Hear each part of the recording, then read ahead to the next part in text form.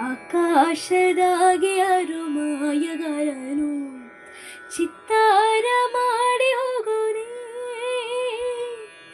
ಈ ಭೂಮಿ ಮ್ಯಾಗೆ ಯಾರು ತೋಟಗಾರನು ಮಲೆನಾಡ ಮಾಡಿ ಹೋಗೋನೆ.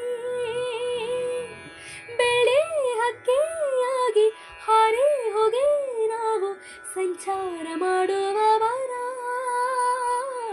ಆಕಾಶದಾಗೆ ಯಾರು ಮಾಯಗಾರನು ಚಿತ್ತಾರ ಮಾಡಿ ಹೋಗೋನೆ.